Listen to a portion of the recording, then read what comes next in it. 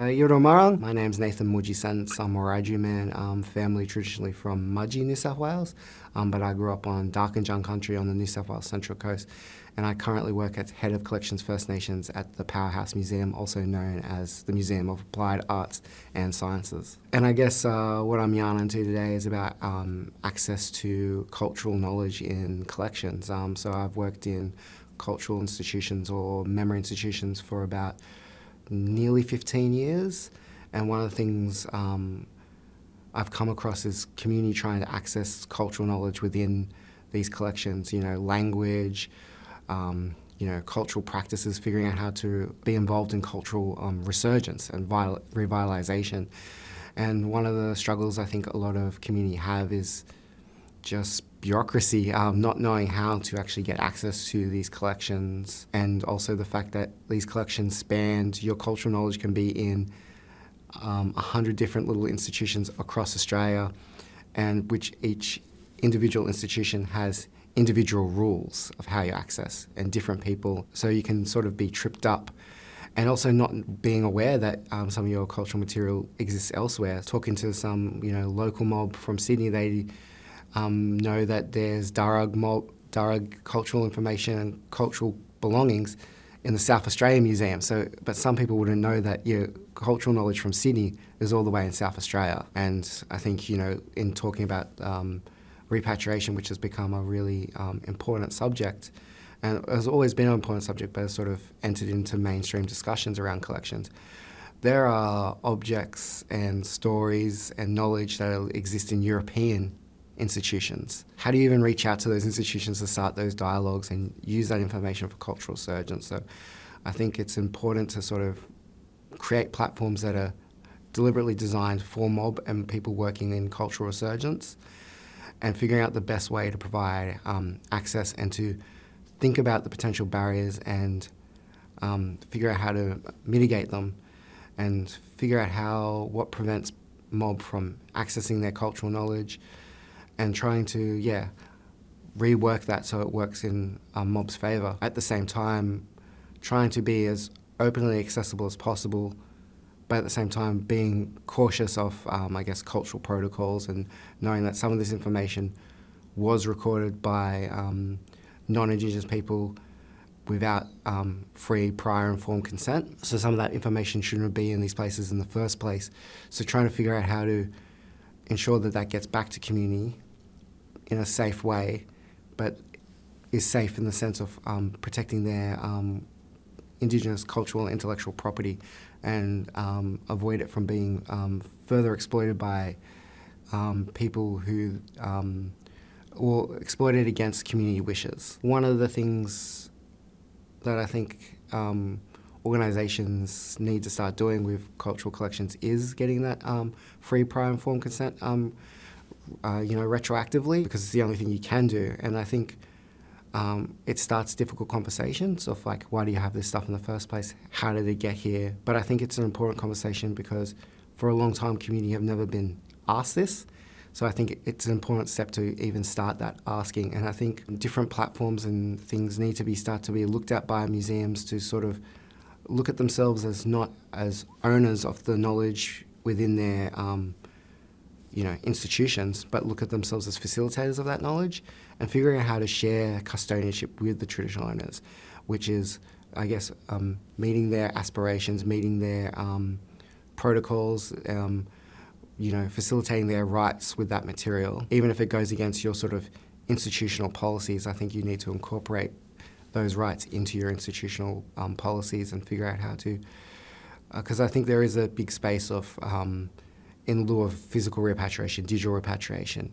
But I think digital repatriation is not just providing copies to the community, it is really that shared custodianship, so it's passing over the ownership, or for lack of a better term, the control, so they can stop previously exploited cultural knowledge from being exploited further, or at least so they could share in the benefits of that cultural knowledge being open. Or at least in some cases, I think the issue is just the fact that they're not attributed, and that some of this material does contain misrepresentations or inaccuracies. So I think part of your shared custodianship is also providing a space for a right of reply and a right to reinterpret. And I think allowing space for communities to be the primary interpreters of their cultural knowledge and cultural heritage. I'm part of the reference group, and that steering committee is full with lots of different First Nations people and non-Indigenous people that have really been working in this space of language revitalisation, but also cultural revitalisation, art and identity. And I work on a background of collections and then that digital repatriation space, and physical repatriation. And I think this project is a sort of a thing that could be a space of digital repatriation or be a facilitation space to language. And I think empower cultural resurgence, which I think is, integral to like identity, but also integral to like Australian history. I think the fact that the stronger First Nations languages are on these lands, I think the stronger the stories we can tell about these lands are. I think it's vital for things like cultural knowledge around land management and land conservation. I think it will make Australia much more interesting to have stronger First Nations languages. And I know it's really integral to things like youth identity. And so whatever can be happening to increase access is great. And I think there's even little access barriers that, for trained linguists aren't a problem, but for someone like me, even the person who's worked in collections for a long time, like I have trouble reading old cursive. I know part of this project is the transcription, and I think which will also make things machine readable, which I think, again, just thinking about access and also rightfully attributing material to the communities, I think, again, creates a great access thing. Because thinking about someone like my dad, if my dad was using a library catalogue, he'd probably just type in Wiradjuri, and some things aren't attributed to Wiradjuri. So you'd have to search Dubbo, Wellington, all the places in the Wiradjuri Nation to actually find language material, and it can be a very arduous task.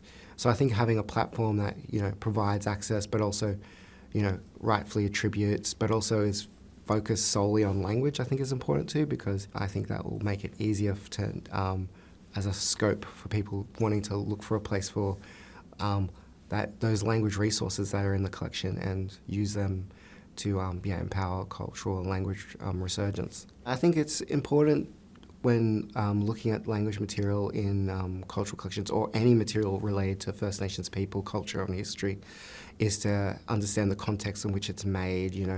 A lot of language material that I've engaged with was actually made not by linguists, by like people like farmers who were just, or policemen trying to learn some language to better communicate to the local community, and sometimes for nefarious purposes to get them to move or work for them.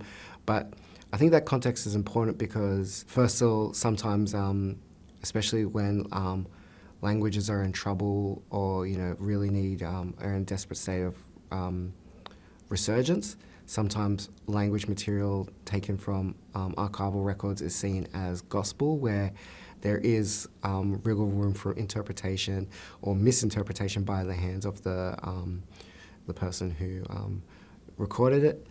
And I think that's the same. And I think that context is important because I think we need to look at all those things through that lens, and also look at it through the lens of how settlers at those times looked at First Nations people. I think it's important to think of the time period that some of that stuff was recorded, because it does affect how they interpret language. They often thought of First Nations people as simple, so that because of that they simplify language in many cases.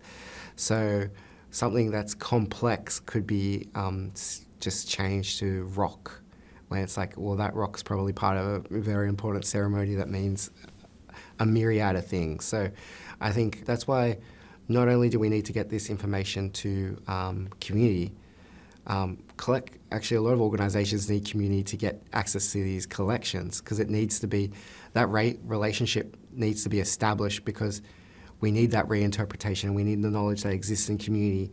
So hopefully together we sort of fill the jigsaw puzzle of the knowledge, so we can sort of complement each other. I think it's really important, and as I was saying before, I think this getting community to access this language material and reinterpret it. Institutions need it for, I guess, for truth-telling, and community can sort of, access this, and hopefully it helps with cultural surgence. But, a lot of community are very much doing that work, and I think building on not just those records, but like the little pieces that are in their families that,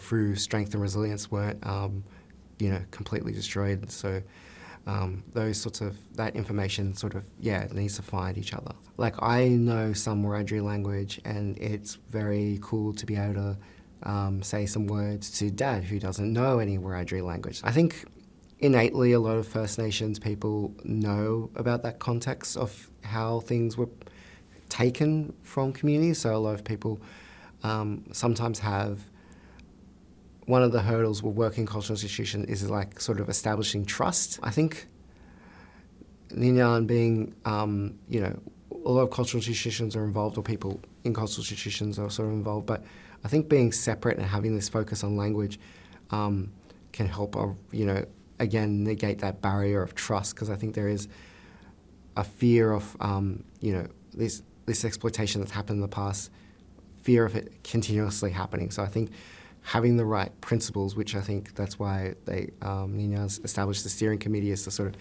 make sure we have the right principles in place, the right focus, the right intention. But I think it would be great for families to sort of look at these language words and, again, sit down with, aunties, uncles, and show some records that people didn't know exist. And they probably not just have language material, that language probably comes from family members. So seeing some named sources, I think it's incredible, and I think it's beautiful, and I hope it's one of the things that happen with this project.